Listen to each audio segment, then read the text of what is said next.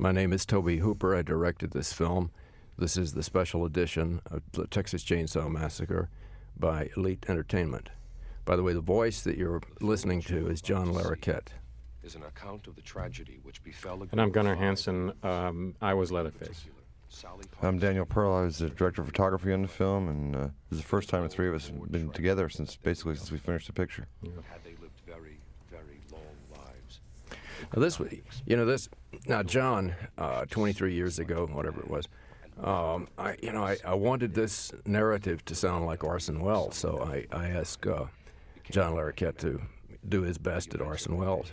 Still sounds like John Larroquette. One of the most bizarre crimes in the annals of American The biggest shock I had when this film came out was that you ruined the title. Because you remember the title on the script was Leatherface, and I really thought this was my great chance to be immortal. And then I saw this title, and I thought, oh my God, what have they done to this movie? I remember Tobe mentioned he's going to change the title right near the end of the picture, and we were pretty disappointed because we were used to shooting under the title of Leatherface, but time's shown it was a good idea. Well, it's certainly better than the idea of the other alternate title, which I believe was Head Cheese. Yeah, Head Cheese. That was the original title. Yeah.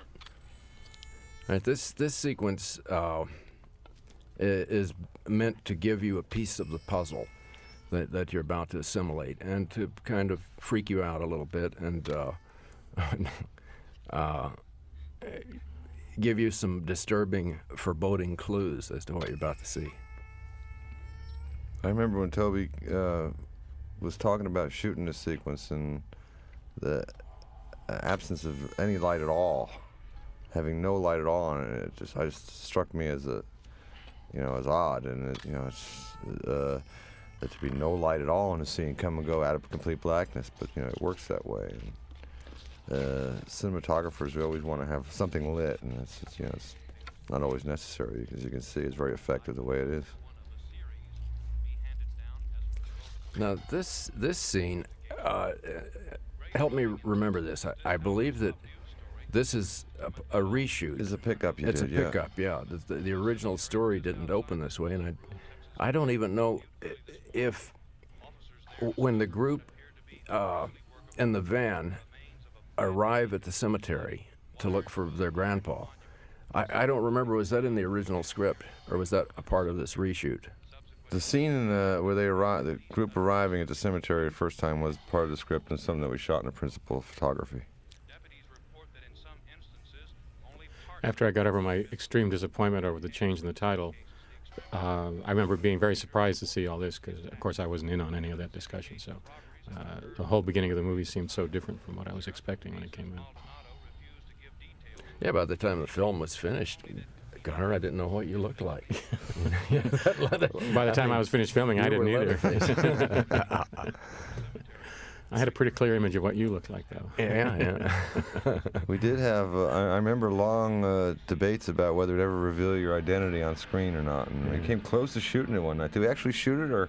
No, I don't think we did. What we shot was making himself up, right? I think. It's as close as we got, yeah. But there was a lot of, I remember you and thinking about it for a long time about whether you actually would ever show him or not, or... Yeah. I'm really glad he didn't. I mean, I think that was the real power of the character. It's like Darth Vader exposed. Exactly.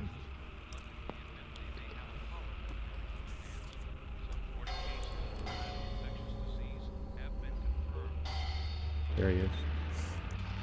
Well, the sunspot. You have the very best sunspot. Thank you. A lot of movie scholars get really excited when they see this solar stuff and the moon stuff. They think it really has some deep significance. So Ron Bozeman's name go by. Ron was one of the producers on... And Jay Parsley, who saved my life. Yeah, did he?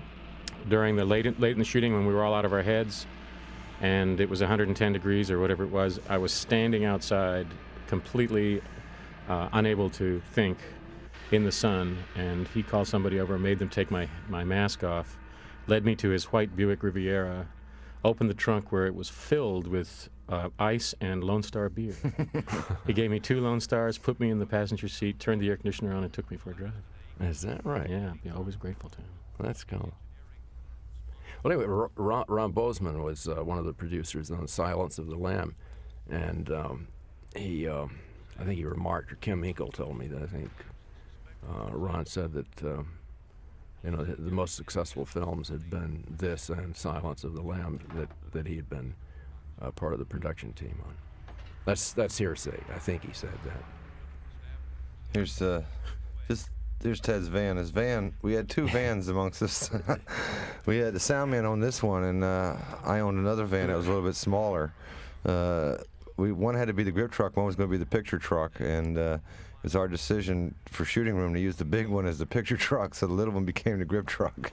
Give you some idea of the kind of shoestring budget we were working on. And we're also here seeing the man that I absolutely hated, Paul Partain, because he was so into his character as Franklin that, first of all, I never saw him out of the wheelchair, and he whined all the time, off camera. So he was really the one person I was really happy to kill, because I knew he would be off the set after that. Tobe, Jim Franklin, was a friend of ours, told me some years later that the part Franklin was intended for him originally. Is that true? That's true. That's true. The part was named after him, and I've forgotten what happened. I asked him, he couldn't do it or something. I'm not sure why Jim Franklin didn't do the picture. Paul Partain, by the way, did an excellent job. Yeah. He called me out of the blue last winter. I hadn't talked to him since the day he died. And we had nothing to say to each other. I guess not, yes. What can you say to a dead man? Right. Now, I checked along the way with the MPAA. This film was made when there was a G rating, a PG, and an R. And I wanted to get a PG, and at least this was the dialogue with the MPAA. So we agreed that, kind of in theory, that we may get a PG if there is no blood shown, and of course it depends on how effective the film was. But so there isn't really that much blood in this film. I mean, people have images of this film, and immediately they say blood. But as you watch the film, notice I think there's probably about 2 ounces. That was John Henry Falk, by the way, isn't it? Yeah, John Henry Falk. Yeah. Well, it's interesting about the business with the blood, because a year and a half ago, a fellow came up to me and said, "This movie has the best special effects I've ever seen in a film. Why can't they do them like this?" And I said, well, the reason is because there aren't any. And he said, no, absolutely not. I saw all this happen. And he was just absolutely convinced that you had put it all in. Yeah, I've heard that as well. I mean, people have argued with me that this film is bloody. You know what I like about that was the way you cut that when he's taking a breath. Here. I don't mean to be contrary, but I know how much blood was made. Yeah. Well, I know you do. But and it tasted really good, by the way.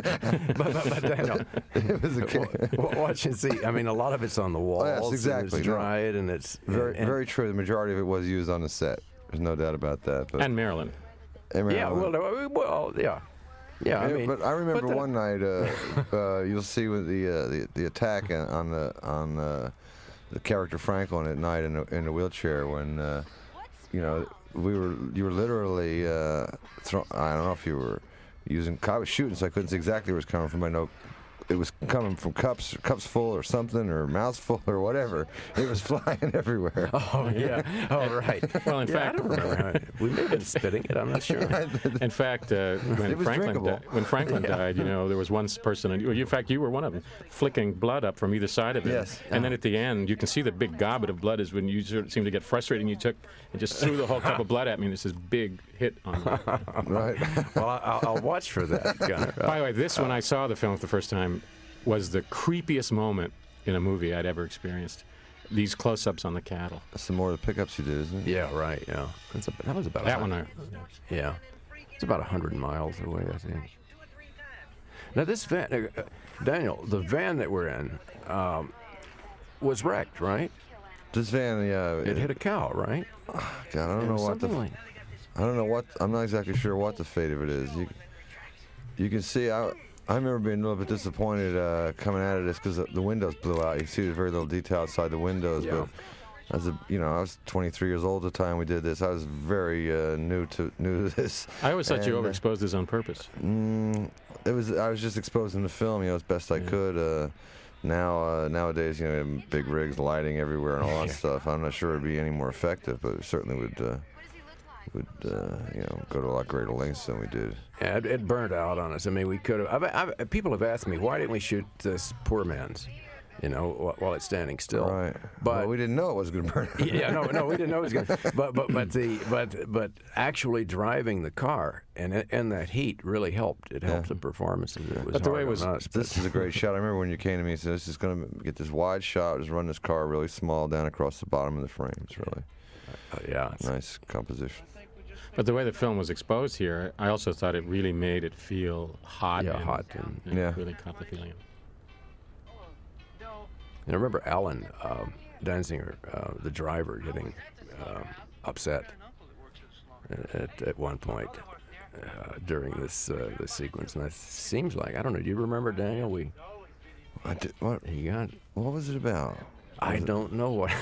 The heat, probably. The heat. Well, good thing we weren't lighting it. It only would have been hotter. Oh, God, yeah. Especially the lights we had in '73. Yeah, no kidding. You better be. Sun guns. God. Oh, it was hot. I mean, shooting at the interiors. Very, very hot. Slow speed film. Believe me, you what was guys didn't know hot. Oh, well, yeah. Well, no, we did. We did. Remember, I was the guy in the rubber head. Right. As Toby just mentioned, we used a slow speed film. This film, for those of you who are interested in this sort of technical talk, was shot in 16 millimeter, blown up to 35 millimeter for release. At the time, there was only one negative stock, and the quality, we were told, would not be very good if we shot it in 16 millimeter. So we were led to shoot it on the finest grain stock that existed at the time. We didn't want the picture to be outrageously grainy. So we shot a picture called ECO, shot a film called ECO, rather. And it's very, very slow, even slower than even the finest grain films today. It was an ASA 25 film stock. For example, it requires 4 times as much light as sort of a normal speed film does today. So the combination of that, our very slow film stock, and not having an outrageously big supply of lights. I had never seen a 5K or a 10K before we started this film, and I think I got 2 5s and 1 10 for the night, and they're not even considered all that big by today's standards. But we went through a lot to preserve, get the best look we could on this slow film stock. But it did often mean it was very hot. Although here, I'm pretty certain I'm just shooting this basically available light. But it was a very hot time in Texas when we were doing the movie. Very, very hot. Ed Neal was particularly good in this scene. He's really good in the film.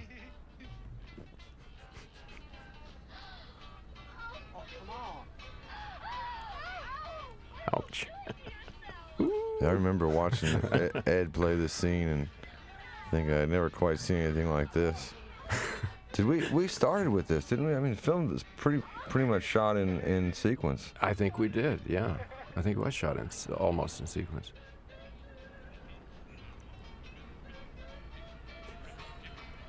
A lot of people think that's me, by the way. Well, they do. No kidding. Yeah. You played Franklin, right? No kidding. Yeah.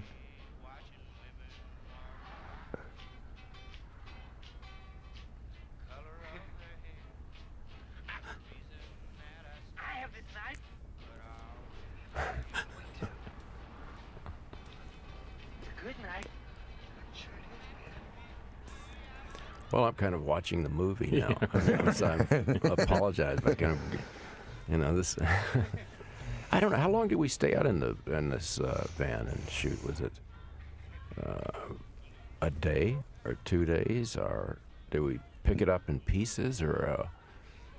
I don't know. Gunnar, you may know better. You probably, since you weren't involved with these scenes, you might have been getting status reports on us. We were just in the thick of it. I'm sure it was 2 days at least. Yeah. I don't know. I mean, I know that you guys were about 2 weeks and all before I came in. And so I wasn't sure. It's interesting watching them all together because I was around for some of the early scenes shooting when I was not going to be on camera, but I just wanted to come out and get a feel for it, so I was around for some of that. One of the things I noticed was that all of the victims called each other by their character names when they were together. And I realized they were just trying to get into the parts, and a lot of the lines I gathered were ad-lib lines that they sort of came up with when they were at the Franklin House.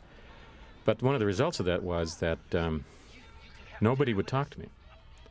Because if they were all going to be the people they were as characters, then they didn't want to know the guy who was going to kill them. So during the filming, none of them would talk to me or be anywhere near me until they were dead. So, in fact, most of the filming, Ed Neal was the only person who would talk to me. That's an interesting perspective. That and of course the other reason was I smelled so bad. We may want to talk about that when the dinner scene comes up, but I had only one costume and the shirt had been dyed, so I gathered that nobody wanted to get it clean because they were afraid either of losing it or have the color change. So I wore the same clothes 12 to 16 hours a day for 7 days a week for 4 weeks. Oh, that's right. I know toward the end people didn't want me to eat with them. I remember that edict because it was Marilyn Burns lost her costume. She had, I think we had triples maybe, and either 2 pair got lost or 1 or something. We had to try to replace the sweater, and I'm not sure exactly how we achieved that because we'd bought the whole stock of that particular line. Well, there was one off for me, including my boots, which you borrowed. Yeah. Uh-huh. You said, let me borrow these boots. I think we should put new soles on them. And when I got them back, they had 3-inch heels on them. Is that? Yeah, so I'm really 5'2", by the way, when you see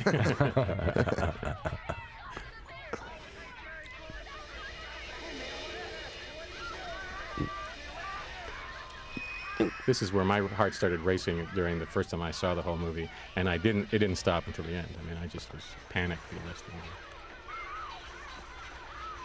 the movie. And working on the screenplay, it was Kim Hinkle and I would. Kim would come over to my house, and I would sit in my little office, and then Kim and I would talk, and he would go into the kitchen where the typewriter was.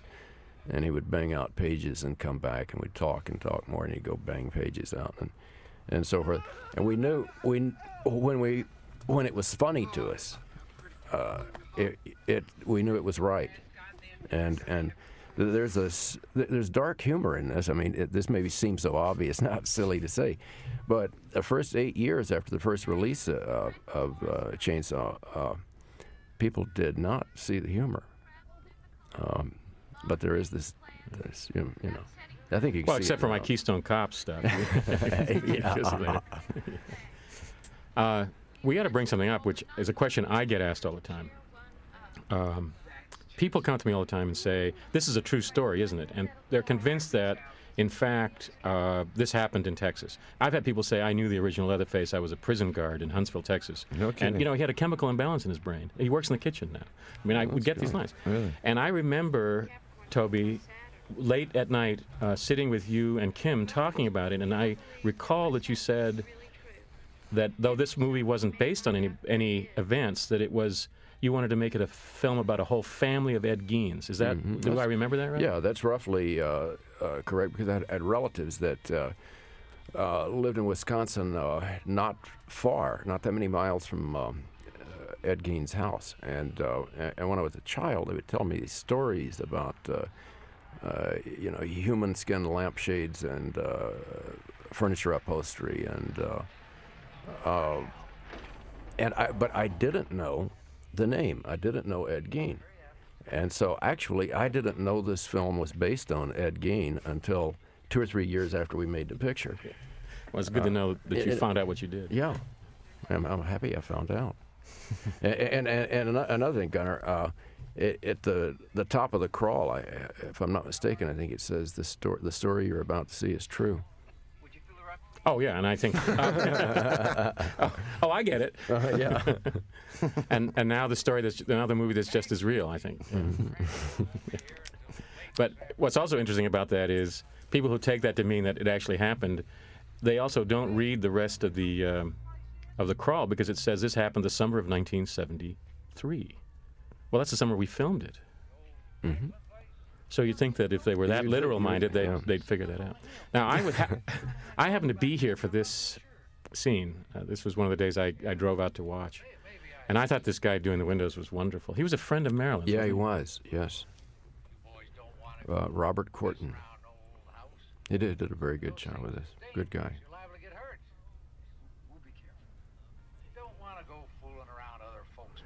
Love Jim Cito. I used Jim Cito in an Amazing Stories I did, and it was really fun. Well, the one thing I noticed about him was he was probably the only actor in the movie who could look benign and then become extremely evil without any makeup. Mm-hmm. Yeah, he has a running conflict. You see, an inner conflict. This character does. He's not altogether sure where the moral line is drawn, and the dinner scene at the end of the film, the finale, he's kind of splitting the difference between worrying about what old Grandpa is thinking, even forgetting that Grandpa's on the same track as the other guys, but he flip-flops his personality around. There's also evidently some ambiguity about whether he is the brother of the other two or the father of the other two. Yeah, there is. He was meant to be the brother. Hey, you think this place has room service? Frankly, you maniac, tearing up the fan. This always gets a laugh. Yeah, I just started doing that. Where are these guys now? I know Alan Danziger's in Austin has a company called Three Ring Service. Really? Yeah, he provides entertainment, Think that's blood? stripograms to flute-playing chickens. Cool. I don't know. I think that Bill Vale is an art director. It takes something. Jim is retired and living in Houston, and I guess Marilyn is back in Houston, too. That's what the last I heard, yeah. Yeah, and I think Ed is still in Austin. oh, yeah. And, in fact, Terry McMinn, who's the one who gets it on the hook, Pam, Yeah. she came back to Austin a couple years ago. Oh, Hey, I got us some barbecue. It's the closest place to get gas. So that covers everybody except Franklin.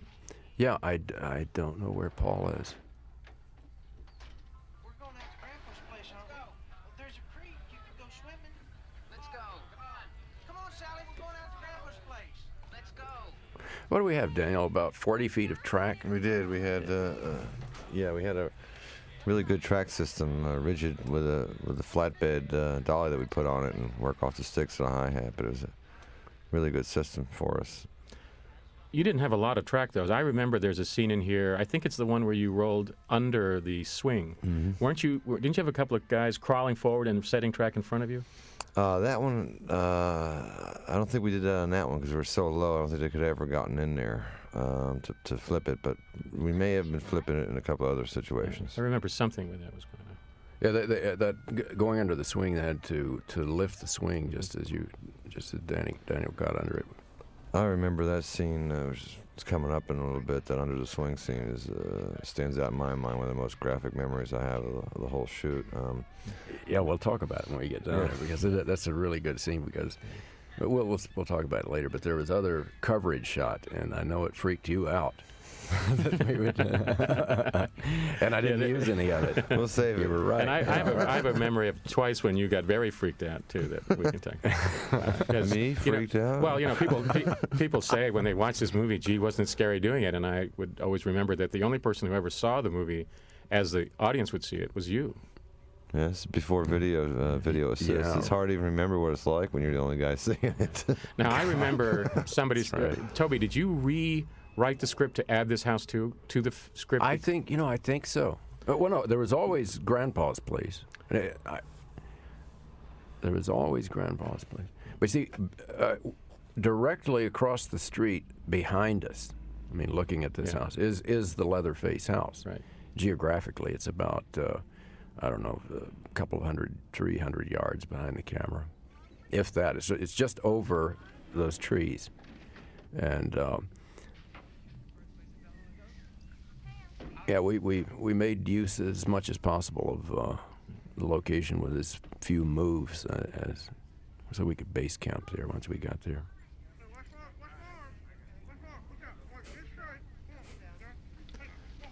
What a tiresome guy. Yeah. The other thing I really liked in this movie was all this sort of mouth juice. You know, there's all this, Yeah, and him with this raspberry. With this, Yeah. But he even does it with this. What do I want to call it? It's a sausage. It's Well, yeah, but it's also, you know.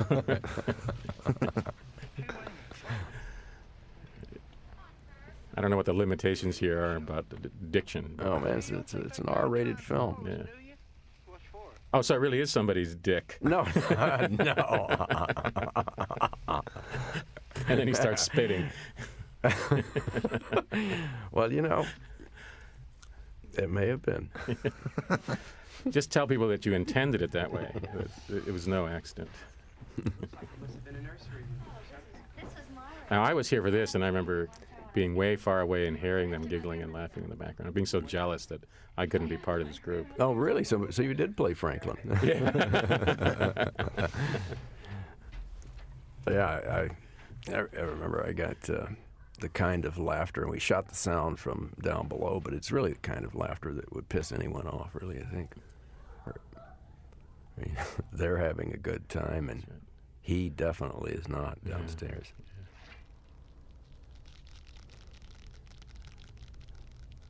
What do they call it? Those are daddy long leg. Yeah, there's thousands of them on this spiders. Yeah. Must be really difficult to get the set dressed with all those spiders. Well, no, you know, we shot. You know, we shot around the spiders being there. We found the spiders, I think, on a location recce, and came back, and they were still there. And we came back again, they were still there, and so we worked it into the script or into the photo play.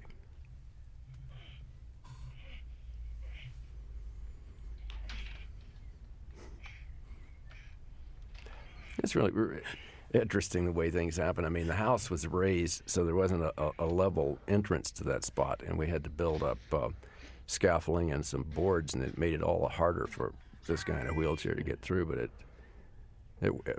it's great. It works. Yeah, it made me feel good to see him struggle. Oh, I bet it did. I bet it did. Now.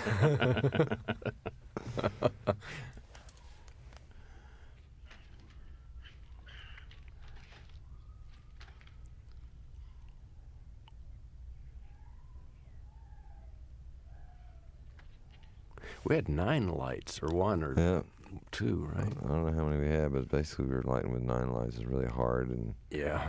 sort of orange light. Well, one thing, you know, in grading the film, you know, we went for a kind of a cheat so it wouldn't look like a 16 millimeter blow up, the kind of color. So kind of made it a little amber, and but I think the release prints in the first release, as I recall, they were green. I mean, on the green side and not on the amber. Release prints were all over the place. I remember seeing some flip left for right. I remember seeing some where the timing tape was out of sync with the edits, and Yeah. they were pretty much all over the place, the release prints. See, there's that mouth work again. Yeah. Oh, I see. The raspberry was important, I remember.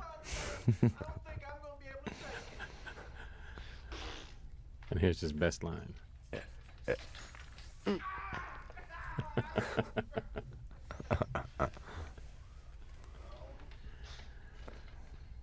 Yeah, like there he goes. Hey, man, watch out for snakes. Hey, Franklin. Hey, Franklin, what's wrong? Didn't you say there's a swimming hole around here? Yeah. Well, Pam and I'd like to go swimming, man. There used to be a trail down between those 2 old sheds. Come on, we'll find it. Is Jerry and Sally going? No, we'll see you in an hour or so. Yeah. We'll see you in about an hour or so. Now this we had one of these we had to reshoot because the first week of shooting, I remember, we had a 10 millimeter lens that was bad. Yes. And we had to come back and reshoot. Did you grab a few something. of these shots again? Yeah. Yeah. Well, you had actually planned on a much shorter shoot, as I remember, because I remember my contract was for 2 weeks, and I shot for 4. And I kept thinking, the way the contract is written, you don't have to pay me anything. And then you paid me for the extra 2 weeks, but so I had the impression that you'd planned to actually make the shoot much shorter than it was. Is that true? I don't think so. I mean, I don't know. I know this was a fluke the first week of shooting because of a bad lens, and there was a sequence. Actually, it's coming up after this. There's a sequence that we shot that I just didn't like, and I mean, the sequence didn't play, and it was these two walk into the woods. They find a shredded tent and a watch with a nail through it, and it didn't look right, and it didn't play right. There was something wrong with the scene, and so you'll see how we fixed it by cutting that scene out.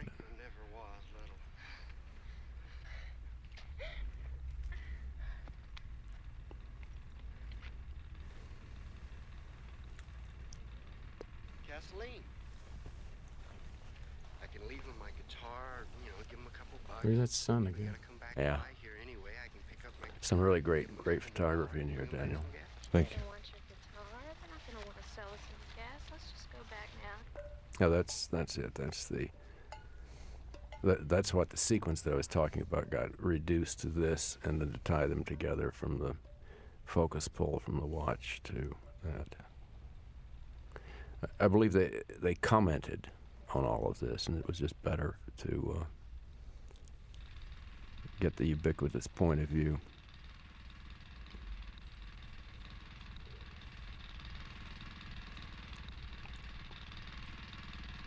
Whose cars were these? Oh, I don't know. Do you know, Daniel? There might have been some of them might have been ours, probably. Yeah. Crew cars. It must have been because half of them were Volkswagens. Must have been. We missed an opportunity here because of budget, though, to show that a lot of these cars had been buried and the radio antenna sticking up out of the ground.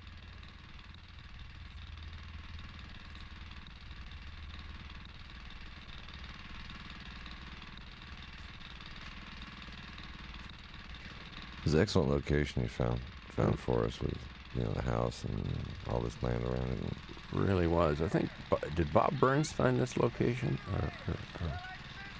I'm not sure. The art director? What was the guy? The owner's name? The guy who was living there. His name was Rocky, wasn't it? Or something Rocky like or Smokey? that? Smokey. Yeah. There you go, Smokey. I remember Yeah. Smokey telling me at the end of our second day, come up to me and goes, "So you guys are finished now, right?"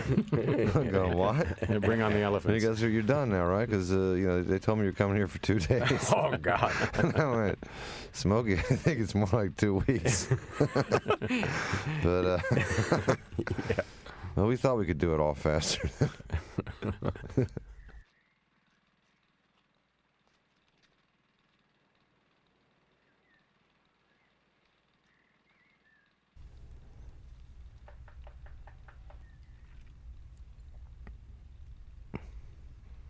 Masterpiece of Burns's here, this railroad tie yard swing. Yeah, no kidding. I remember whenever I'd see Burns, he'd be ecstatic because he'd found a dead cow somewhere, and he was figuring out how to get it onto a truck. That's right.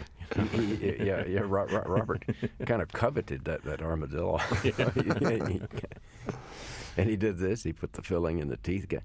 Somewhat, or did he? Or was it Dorothy? Well, somebody got a hell of a lot of teeth from some We dentist. we actually found a veterinarian who had been throwing all the carcasses in a pile and told us where his pile of pet carcasses was, and we went and rifled all the bones out of that pile. Yeah.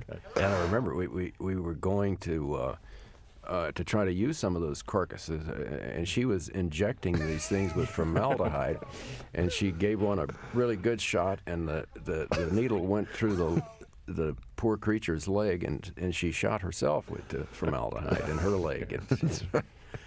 This is the scene coming up where I'm on camera for the first time, and I was so nervous for this shot. when he falls down from being hit, I was supposed to drag him out of the shot. You damn Just near drag killed him. him, Yeah, I picked him up and threw him into the wall. No, I mean, don't you remember that? I mean, it was a rubber hammer. I mean, the Yeah. replacement hammer. But I hit him really hard with it. Oh, yeah. I mean, But I threw him head first right into the wall inside the little red room. guys, I wonder he didn't get impaled on those little. There were little pillows there, and he was supposed to just drop. Yeah, cool.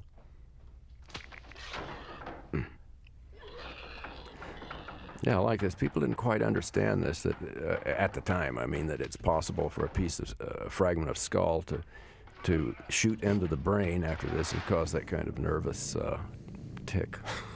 And there's that spike of sound there that. Yeah. Now here comes this. This is truly the best shot in the film. I think this is just magnificent.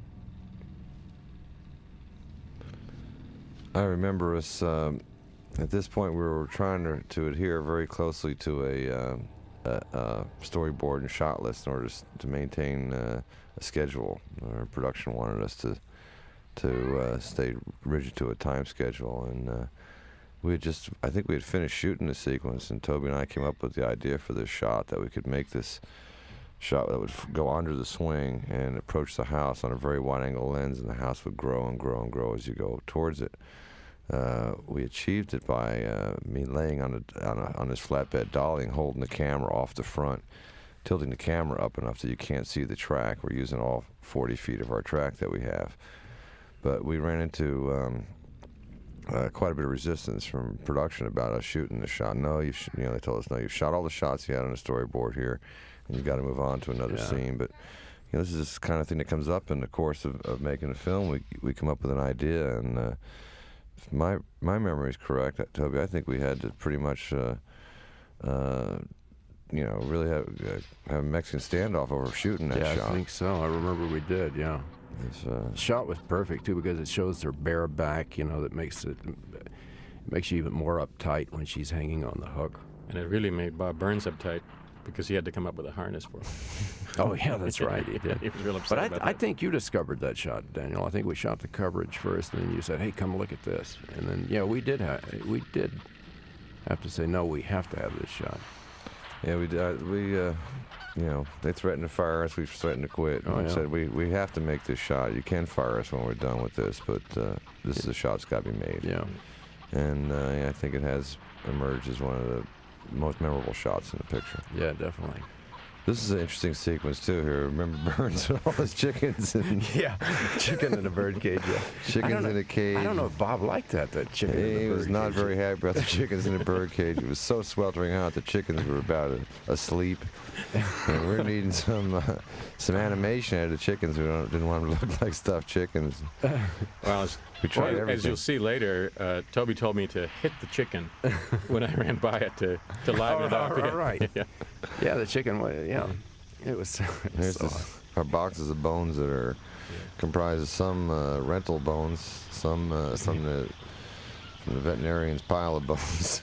yeah, and we actually bought ones, yeah. bought one skeleton. That's right. Yeah, Burns told me that it was cheaper to buy a skeleton from India. Yeah, I remember that. It was than it was to buy a Indian. plastic one. That's It right. is. That's right. We could get a real Indian skeleton. Yeah, perfect skeletons, like skeleton farms. I mean, perfect teeth, grown skeleton. The shot coming up is a good example of the combination of putting me in 3-inch heels, putting a mask on me that I had absolutely no peripheral vision. I could barely see out of it. And then there's a ramp. See the ramp into the little room, which meant that I was actually taller than the door frame. And in the first run-through of this, I cleared the door because I was bent down. But when we actually filmed it the first time, I had to lean back, so I was full upright, couldn't see. And you see how I bent over there? It's because the first take of it, I cracked my head and fell out cold. Great sound effect, too. Oh, when I hit my head. Yeah.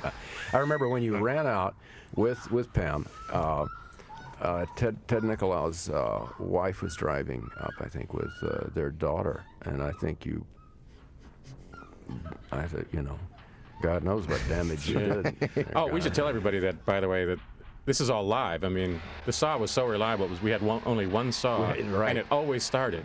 We never had any problem. I think we had well, we started having problems because we started taking the clutch out, Yeah. so no one would get Yeah. hurt. This shot, the saw is live, and I told Bill, don't move, and I promise you I won't hit you, but if you flinch, you're dead. And the saw is live, and the saw blade, the chain is about 3 inches from his head. And the chips were hitting him in the face as we were shooting that. Yeah, now, I remember you, Daniel, stepping away from the camera going, oh, my God. I remember being particularly. Oh, yeah. That was a particularly strong sequence to shoot, the one you just saw. Very, very, very strong stuff coming down the lens into my eye at that time. Yeah. And also in the big screenings that I went to when the film first came out, if anyone was going to walk, that's where they walked. That's where they walked, wasn't it? Well, it's so effective because it happens so fast. There's no build-up. There's nothing is telescoped. You have no idea it's going to happen until bang, she's on the hook. Gunnar, your strength really, as I'm watching it again, I can see it subtly and things like when Pam goes running out the door, you grab her and her feet are like still skittering on you've got one arm around her, she's trying to run and get away and her feet are just slipping and I remember that chainsaw was like a toothbrush in your hand. I mean, you could do anything with it. The rest of us have to pick it up and sort of be very careful and two-handed. You could just take it in one hand and wave it around like it weighed nothing. Really works a lot. Works well. Great. But it's funny how I tried to, it was a real problem for me because I had to come up with a character who didn't talk. And Tobe said, well, you have to be able to squeal like a pig. Mm-hmm. So I went out to a friend's place out in the country, and he had some pigs, and I'd stand out there for hours, and I had a stick. And I was poking the pigs, trying to get them to squeal. And when they'd squeal, I'd be out there squealing. And I couldn't get him to do anything, or I couldn't get myself to make the right sound. So finally, I went out to the Austin State School, which is a residential campus for retarded persons. Spent 2 days out there walking around, figuring I had to be able to represent this character physically. So I just walked around for 2 days until I had movements that you couldn't distinguish me from somebody who was a patient or a student, I guess they called it, but as some way to represent the character, since you wouldn't let me talk. Yeah, I didn't know you did that. Well, you do talk in one spot. Yeah, but you took it out. Remember, we changed that. No, it's when Jim Cito comes in and he says, right. Look what your brother's done to the door. He's got no pride in his home. And he chases in after you, and then you go something like... But, I was looking at my notes. What we did was there were gibberish lines in the script, and we sat down and you told me what the lines meant. So I wrote parenthetically what I was trying to say. And we shot it once, and you said, that doesn't work at all. There's too much intelligence in the character. Pretend that he's trying to talk but doesn't have a clue about how to really talk. So I remember reshooting that with him just going and Matt motioning because he didn't know how to make, hadn't a clue how to speak. Right. So my one chance to have a line. Look what your brother's done to the damn door. One of my most often quoted lines. Yeah. No, you little coon shit. I told you to stay away from that graveyard. And he's whack, whack.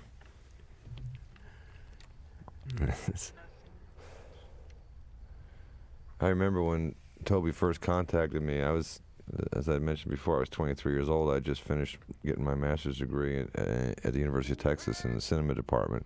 And I figured I'm a pretty good cinematographer. I'm going to be shooting films by the time I'm 35. And Tobe called me up and offered me this film and said, we're going to send you a screenplay, being a common courtesy that one would do to a cinematographer, one would give to a cinematographer.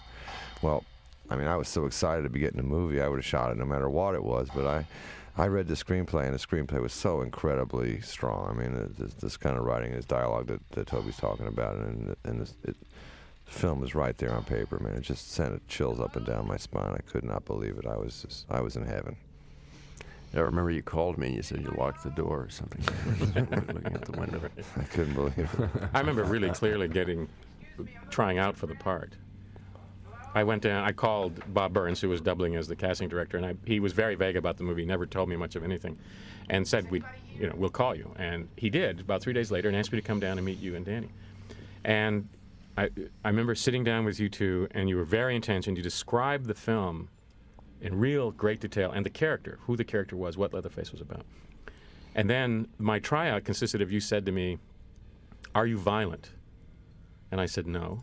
And you said, well, are you crazy? And I said, no. And you got this real worried look on your face, so you said, can you do it? And I said, oh, sure, that's easy. And he said, okay, you got the part. And then a couple of weeks later, when we were having the contract signing party where everybody was signing off, and as soon as I signed the contract and you pulled it to your chest, you said, the minute you walked in and filled the door, Exactly. I knew I wanted you.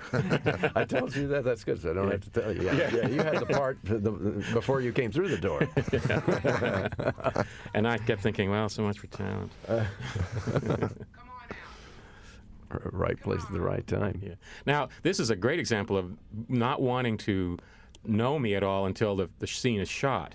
Right. And we'd never been face to face with me in the mask. Right. And there's somebody on the floor with his hand on his belt to yank him to the floor, as I remember.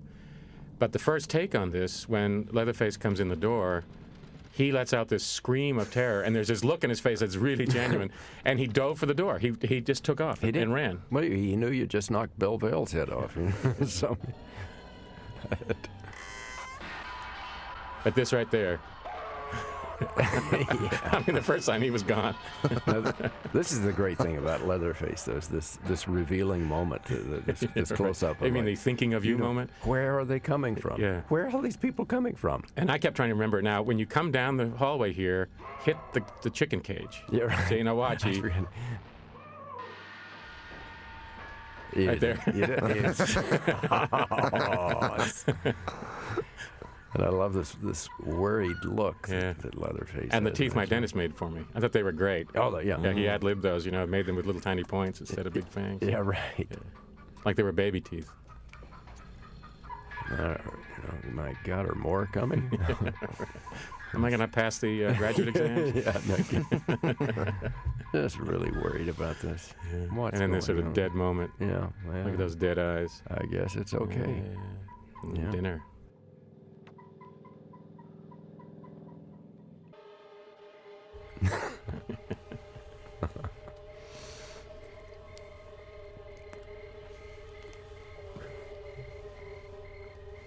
The moon. I remember you sending me out about a week before we started to shoot the picture to get a shot of the moon. I didn't imagine I could possibly. The moon was bright enough to photograph. I went out and overexposed it the first time. There's a white hole. I had to go back again.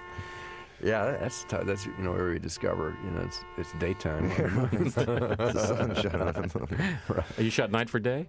No. I exposed it. I figured, well, it can't be very bright. I'll just shoot it all the way open. Just came back a white hole. Yeah. Now, I remember that Marilyn and Franklin did not like each other very much, and that a lot of this bickering was genuine. Is that right? I don't remember. I don't know. I don't know.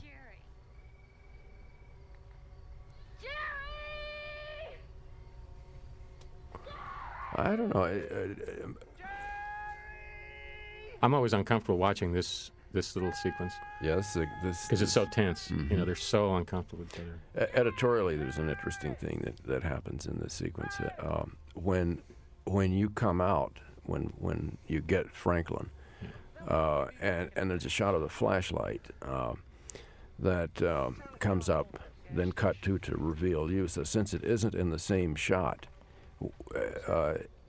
it was a cut, in other words, from him to you, making it shocking, maximum shocking, chair jumper style. What I did was I refined it down and cutting it, and then I found out it works best if on the flashlight shot if I remove 4 frames, so that he never quite gets there, because the audience tends to go along like with music that you understand, and can anticipate, so that that fraction of a second difference made a difference. I remember us having a conversation as well about magicians' technique of misdirection and use of misdirection to direct the eye to one side of the frame and have the danger enter frame from the other side, so that by the time you realize there was danger, it was in the middle of the frame, and that I think helps makes this a bit more shocking as well. Yeah. Also, the cutting it in general, I would generally cut not right on action like most editors do. but I would generally cut a beat before the action or a beat just after it, so that it wasn't that continuum, and so you'd get these little chops, subliminal things that was meant to make you uncomfortable. I noticed it in the graveyard scene with the fellow who says, I seen things, and he's lying in the tire. Right at the end, he's coughing, and then he goes, and he starts to take the breath, and you cut the scene before he finishes taking his breath, and that moment makes it really tense when you're waiting for it to finish. Yeah. There's also when you get hit in the head with the wrench. Yeah.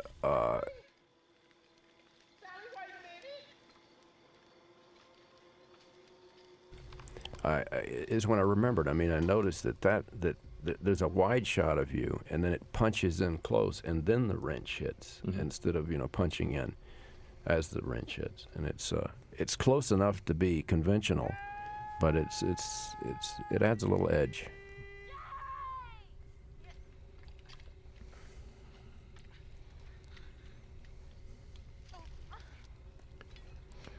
I thought you were really clever on this, Toby. What Toby had me do here was light this one 40-foot stretch of dolly track that we had, and then we shot it on many different sizes repeatedly through the night. All this traveling, all of this, the scene that's about to unfold in front of you all takes place on one stretch of dolly track that we were able to shoot off the left side, sometimes off the right side, and just make the most out of our one good setup. Well, all of the woods, I mean, remember, it was probably... was only about 70 feet by if even that 35. Long. Yeah, it was very tiny. And you'd had the scaffolding up. I think we had what'd you have? 2 towers or one, or could we afford 2? I think we had 2 towers. I had a 10K on one and 2 5Ks on the other. With blue gel for the nighttime convention, making it between a combination of gelling the light with the blue and the slow stock. It was nothing, next to nothing out there. Yeah, here's.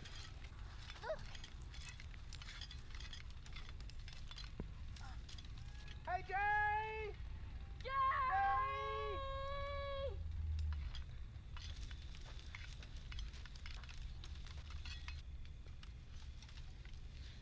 Sally, I hear something. Stop. Stop. And we started the saw live on that shot, too. Yeah. See here, these blood being sprayed up, instead of being flicked up with your fingertips. And then finally, he just threw the whole cup at me. Yes, that's right. It was just off to the side. I'd forgotten. I remember very clearly you and Dorothy were flanking the lens on either side, flicking and throwing blood. Now, this chase stuff. Oh, yeah. I got to talk about this.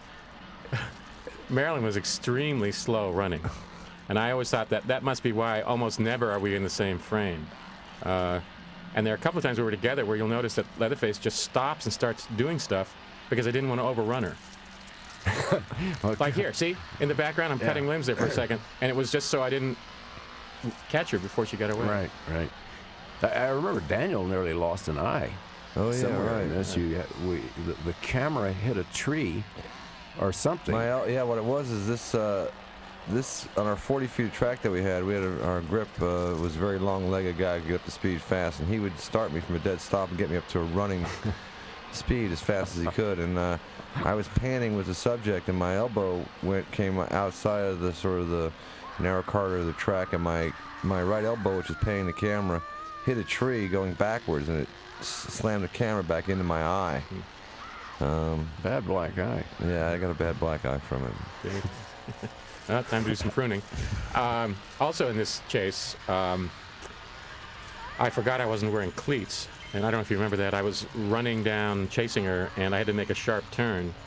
And as I turned, my feet went out from under me, and I landed on my back, and the saw went up past the lights. I remember that. And I couldn't see well enough out of the mask to have any idea where the saw was. And I looked around and rolled over onto my side and covered up my head, and the saw landed beside me. God almighty, I remember chaos. Yeah, and that's why in this little bit here, this is after it's happened, why, look at the way I turn here. And the reason I turn this way, and it looks like a sort of goofy take on a Keystone Cop. Oh, it's great. I was trying to keep from falling. So it's like a big motor scooter or something, sliding in. So it has this sort of comic effect, but in fact, I just didn't want to fall down. As I'm watching this, I'd like to have a lot of these lighting setups back. I'd like to have another chance. Well, hey, Now we see a little. listen, all kind of things can be done now. You know this thing about how an actor's supposed to always find his light? You'll notice here when I cut the door, and when I realized that I could see you, Danny, on the floor. And so I moved over to make sure that you could see my face really well as I was cutting the door open. And I think that Good stuff. was that the sequence where that was just basically the three of us were the only guys working as we were doing this door cutting sequence, wasn't it? Yeah. And then you jumped up. I remember you jumped up when I kicked the door, and you jumped up and ran away. We had been working along, and our whole crew had sort of fallen out. And I was just out of exhaustion and sleeping all over the house. And the three of us was near that. The door cutting was near the end of the sequence, and we had to get it done. We didn't have a choice. So it was just the three of us making the film at that moment. Yeah. That was the time when, waiting to set that shot up, I was sitting on the porch saying, "Time has no meaning," just chanting that for it felt like several hours. Now, poor Marilyn here. You know, you had a stunt double go out the window and fall 2 feet into a mattress, and then you dropped her off the roof so that the landing looked authentic. Is that what happened? Poor Marilyn, she was so beat up. She was. She really put a lot into it. Yeah. She was totally into it. There's one take coming up when she gets to the gas station, the barbecue station. So look at that turn. Look at that turn. When she breaks through the door in that scene with Jim Cito, we shot that I think 17 times, and. Did you think she was Marilyn Monroe? Is that? No. I mean, she really screwed her knees up, I think. There's a little piece that's missing from the film coming up when, and this is the origin of the dance at the end. When she comes into the parking lot of the barbecue and makes the turn, you told me to come to that corner and stop and just get crazy. And so I started dancing around, twirling with the saw. Right. And then that became, at the end of the film, you said, let's do that again. Yeah. Yeah, I cut it out because it was it was best to not know if you were outside that door or not. I mean that's why Jim Cito, when he goes out to the truck, he leaves the door open, and you have Marilyn and then the door, and you. And also, I always felt like you're coming through. You don't want to give it away. That's. I mean, it makes the ending stronger not to see the dancing before. See here, she was so slow. I'm just sort of galumphing behind her. Yeah. I love these long lens shots. Yeah, here's where. Well, the great thing is too. Then when the truck starts up, for a second you think it's the saw. Yeah, that's I. Well, I thought it was the saw. Yeah.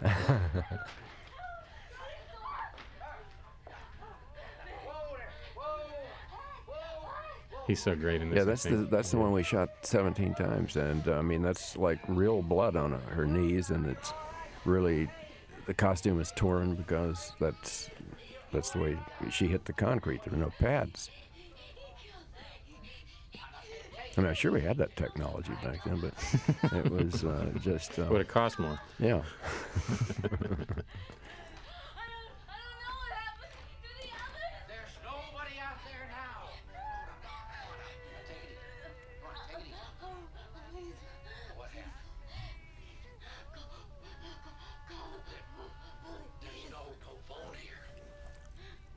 We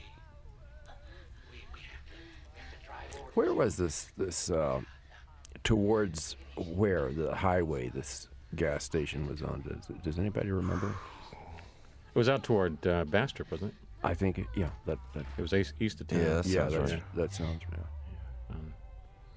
Yeah, that's the shot with the door open. I remember this. She came in. First time she came in, she was so wound up and freaked out. She went on for an entire roll of film the first time, an entire 11-minute roll of film. Right. Well, she knew that if she just kept going, that you'd leave her alone for a while. Yeah, she was really into into that moment. That's why I don't know if we shot this before we shot the chase. I don't recall. I know we did camp at this location. We either shot the entire day and then through the night to get this, or we were there 2 days. I don't know.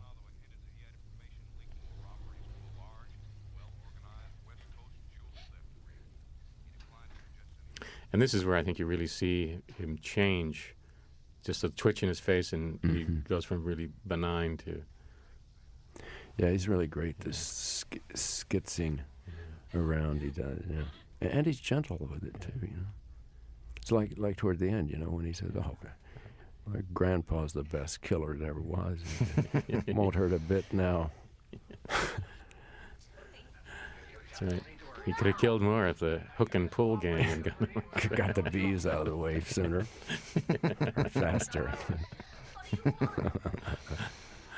That's right. Like that. There's just some things a man's got to do, but you don't have to like it. I think that's his other one. Right. this brooming. This is excellent. God, poor Marilyn. I know. God, Marilyn got some dings and bings. I think we lost Marilyn for a day or two after the scene, didn't we? She was pretty well beat up. I don't know.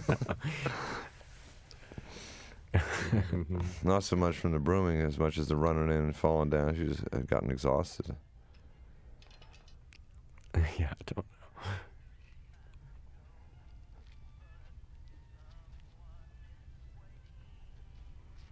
know. What's the band playing in the background? I don't know.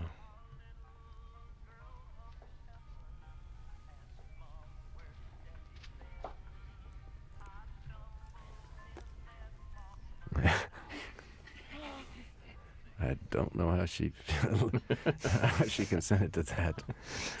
I mean, because the rag had been everywhere. I mean, we were walking on that damn thing. Well, there's a lot of, as they say, subtext.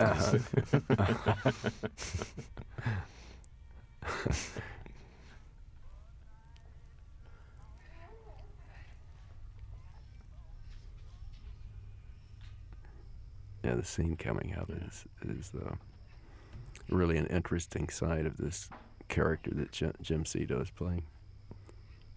Especially this little goofy moment here. Mm-hmm. Yeah, right. This little moment about capitalism and. I mean, this film kind of came out of the Watergate times. It was kind of inspired by it in a lot of ways. That, and there was a song called "Dead Dog in the Middle of the Road." Right. Stinking to high heaven. Yeah, and it said nothing, but then again, I guess it said everything. Had to lock up and get the lights. Cost electricity enough to drive a man out of business. She really cares about your problems, dude. Yeah.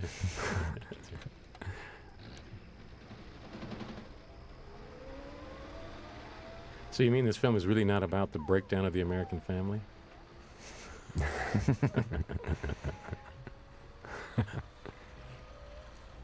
Listen, that family sticks together, man. That's the family that slays together, yeah. Yeah. That's this. He'll kind of he'll get a little bit embarrassed, you know. Yeah. Oh. You got nothing to worry about. You just take it easy,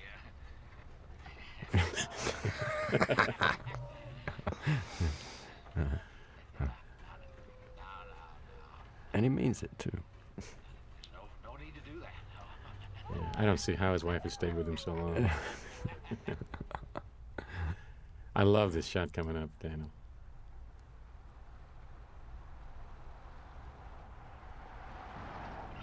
The one where when he sees the hitchhiker. The hitchhiker, yeah.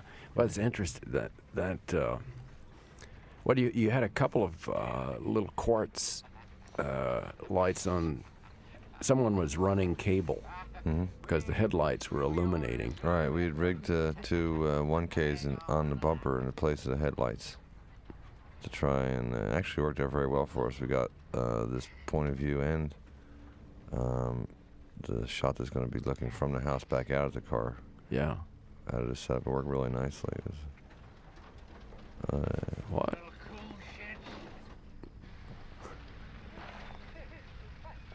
Oh, right, yeah, the I told you, stay away from that graveyard. Nap-haired idiot. Look at The that. shot Yeah. here, that's really nice. It's really nice. No, they didn't see me. They don't know nothing. I told you to stay away from that graveyard. See, we really weren't just a bunch of college students. I don't know. No. That was an interesting summer.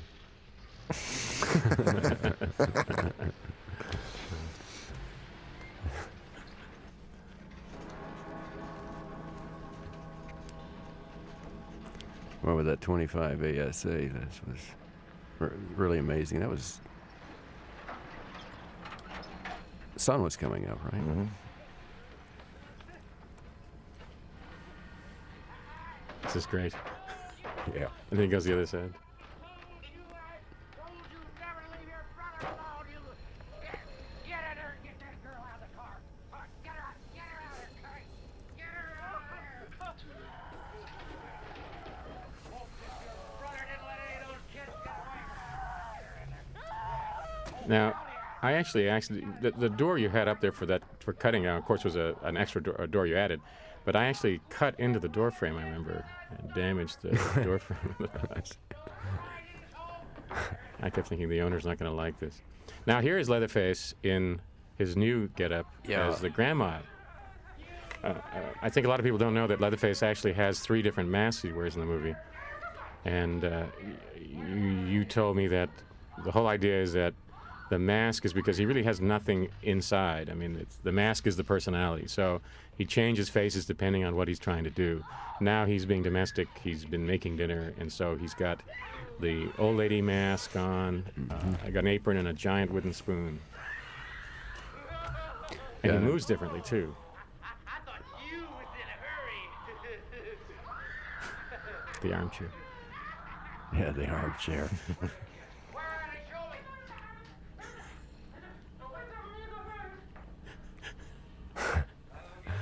me. My voice changed after this. Yippee.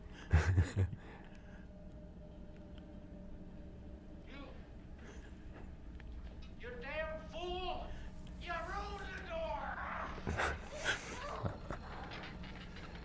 Now's the first time you hear Leatherface. You, Yeah. you hear your name. And I think there's only one other reference when Yeah, at the dinner scene. Me and think- Leatherface do all the work. You're just the cook. Yeah, right. Yeah. Now, Grandpa, Go ahead. Go. he was a guy who really understood that not only putting a mask on does it free you, but when the mask takes 8 or 10 hours to put on, and you do something unpleasant, no one can touch you.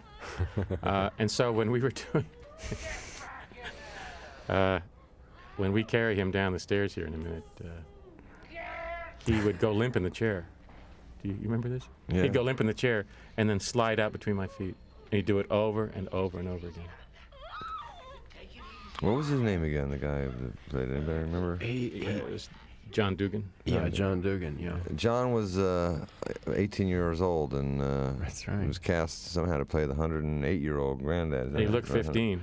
Yeah. He was thin. You know. He was, Yeah, it was thin, and it was, as Gunnar had mentioned, about a 10-hour makeup job, at which time, at the end of applying all the prosthetics makeup to make him into a 108-year-old man, he announced he was not sitting through it again, and we had to shoot him out. So this sequence that you're starting to see here now, of course, we were 10 hours into our day when we got this announcement, and we had to shoot him out. And I remember very clearly we worked 27 hours straight in order That's to... right. So we started noon on Saturday and finished, what, 3 in the afternoon on Sunday? I don't know, but Yeah. it was 27 hours straight in order to shoot him out of the movie entirely. And my other recollection of this dinner sequence was absolutely the hottest. Oh, We'd God. mentioned it was hot, but this is where it really peaked for us. It was We were shooting it during the daylight hours with it blacked in, and it was just outrageously hot in the slow film stock requiring a lot of light. And we had all this head cheese that was Heating up. Yeah. Heating up. It was probably probably rancid before we got it. anyhow. Yeah, I remember there was like Dramamine or something like that. Well, There I was remember, something for nausea. every once in a while because the odor was. They'd say take a break, and everybody would go outside, and Dr. Barnes was giving everybody some sort of nausea medication. But I thought we were sticking our heads out the window, throwing up, or maybe it was just me. I don't know. Well, and the trouble was, of course, it did me no good, because I remember the rule was you can't take Gunnar's mask off unless it's a 15-minute break or longer. And every break was a 5-minute break, even if it lasted an hour. And so you'd say, all right, everybody, outside 5 minutes for air, and I'd get to stand outside and breathe the bad air in my mask. And this was the night when I finally got so ripe that they wouldn't let me stand in line to get dinner. Tell a story, Gunnar, about this. Oh, yes. This scene, there's a tube, there's a bulb in my palm with the knife, and there's a tube to feed the blood there, the fake blood. We shot this over and over again because the tube kept clogging, and there's a piece of tape, Scotch tape, over the blade edge to keep it dull, and we couldn't get the blood out of the tube onto the knife edge, and so after the fourth or fifth take, while they're all sort of getting ready to shoot it, I turned away from everybody and stripped the tape off the knife. And the tube, the blood tube, and then actually just cut her. And the reason was, at this point we were insane, and now we're 18 hours into this 27-hour day. And she's ruined anyway. I mean, she's so buggered yeah, up. she's no good. And I was so crazy. I mean, at this point, I was so crazy that I just wanted to get the film over with, and I didn't care about anything. I didn't care about hurting her. I just wanted to not do this again. And it's interesting because later I'll mention the rest of what happens because of that kind of craziness. But for the record, I didn't tell you to take that tape off. No. This is the first I hear about this. Yeah. This is the first I'm hearing about it. I wouldn't have carried on this movie. I didn't know it was actual real blood shit. Well, I knew that you were very sensitive, Daniel, so I didn't want to tell you about it. But there's things a man's just got to do. All right, well, it could have been a 30-hour day if you hadn't done that, I guess, so thanks. Yeah. I would expect Marilyn to say things. She wasn't saying thanks then. And the great thing was, she really got upset and was crying because I'd cut her, but nobody noticed because everybody was so whacked out. You know? Oh, it's just Marilyn complaining. And now here's Jim Cito going through all these different. I always thought of the moral sausages as problem. being Jerry because it's the same color as his hair.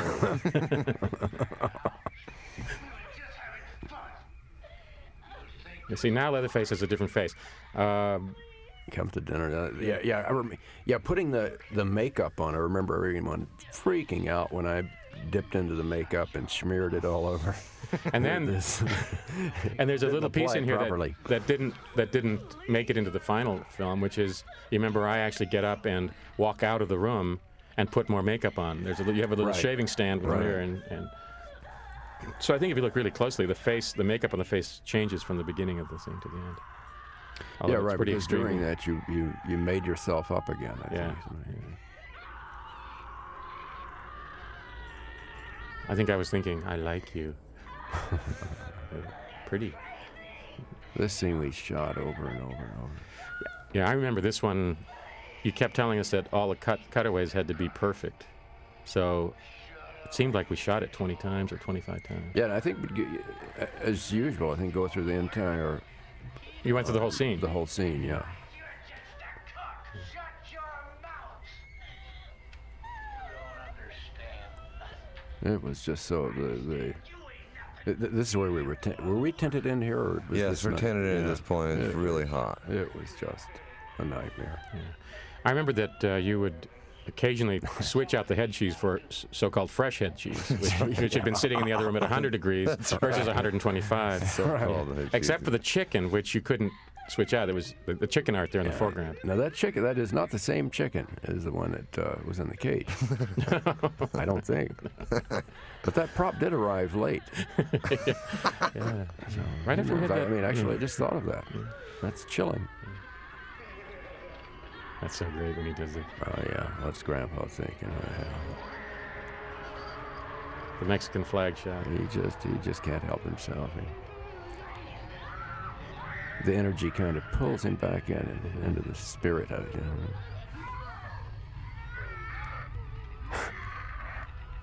And this is when we really are like this. I mean, I think this is the one scene there's really no acting going on, where we're all crazy. Yeah.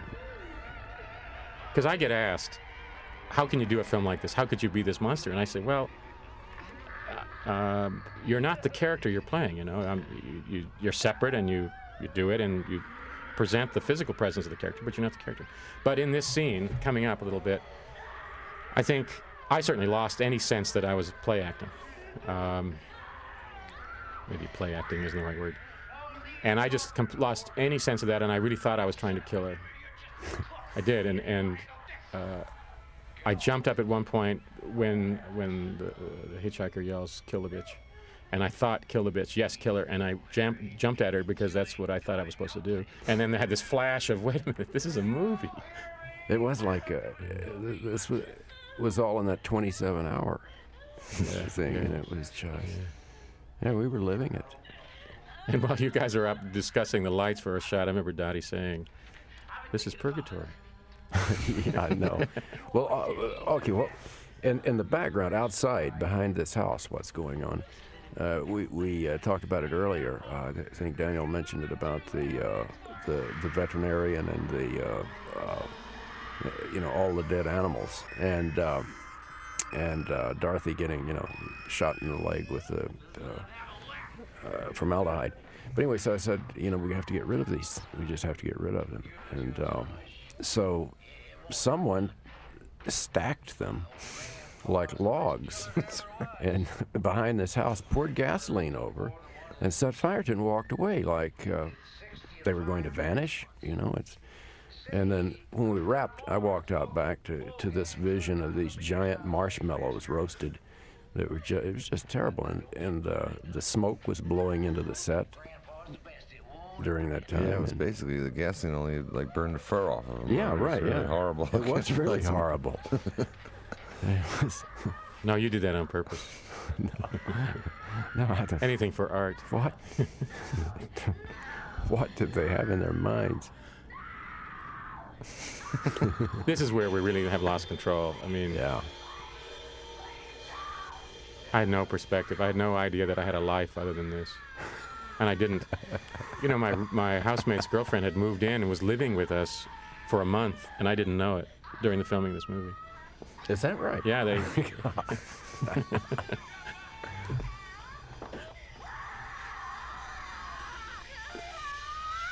Yeah, and the design of this, that at this point, I mean, you can't expect, how is she going to get away now? She can't get out of this. So I think it's the first film that a heroine jumped through a window, a plate glass window, twice.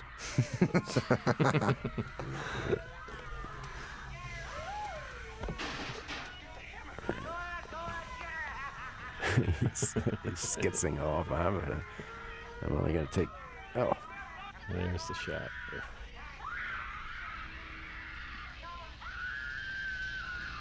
Come on! Give me the hammer. Get her, Grandpa! Give me the hammer! Get her, Grandpa! Let me get her! It's the men! Right there. Yeah. Looks like she's got Ed pretty good. Okay, now here comes of course, this sequence. Remember, Daniel, we had to wait for the sun to travel 800 or 900 miles to come get clouds. I mean, to get in front of the sun, so all of this could be graded as early morning. Mm-hmm. And this is where, if you remember, you had the track laid diagonally across the road, and you'd close the road off, and the sheriff came through the flaggers, pulled up within 2 feet of the track, and I think the production manager came up and said, "We have permission to close the road," and he said, "From who?" Yeah. And you said the state police, and he said, "This is my county." You're right. Yeah. Right. Yeah. I think that was Jim Boutwell, famous for during the Charlie Whitman Tower incident of grabbing an airplane, flying around the tower solo, and shooting his pistol at Whitman in the tower.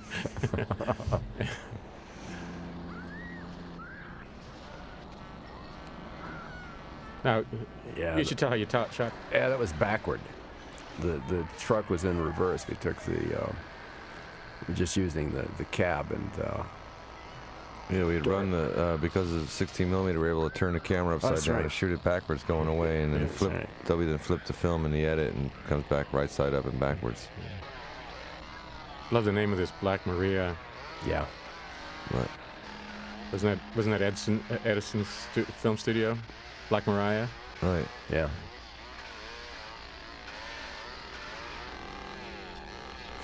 Now, by the way, all during the filming, I'm saying to Toby, how are we going to shoot this scene where I get hit in the leg? And Toby would say, Oh. I don't know, but don't worry about it. It's the last shot in the movie. And I'd think, oh, that's good. And then I'd realize what he meant was, if you're killed, we've got the movie in the can. But as I recall, that when the saw goes in and it does that, you had a metal plate on your leg, but Yeah. the heat Yeah, and so caused you I actually thought I'd been hit. I actually thought it cut through Is me. that right? Yeah. I remember that it was a metal plate with a nice beef brisket on top Yeah, of it. yeah, blood That's vessel, right. yeah, Place. yeah. yeah. And here, in this little piece, Marilyn was so slow and dramatic climbing into the back of the pickup that we had to do it over and over and over again because I kept catching her. Mm-hmm. And finally, on this one, she got in time, and then the guy didn't drive away. And so I started climbing the truck. I didn't know what else to do. Yeah, that's good. It almost looked like it clipped her.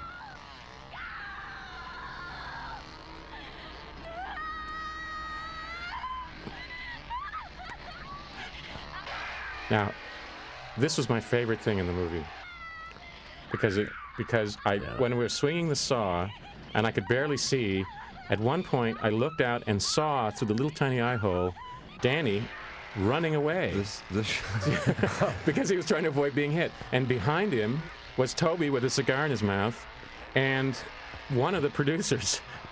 And they were scurrying away to keep from being hit by the saw. So I started swinging the saw at you. that last shot was a moment out of a much longer take, but it was quite a choreography dance of the two of us, me with the camera and Gunnar with the saw swinging. That was just one of those magical moments, of filmmaking, where just everything just starts working. The light was working for us. His action, I was fortunately moving in the right direction to avoid the saw, and it just worked out really nicely. And that was, by the way, sunset.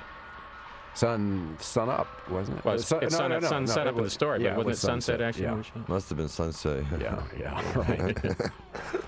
If we did it now, it'd be sunrise. Yeah, right.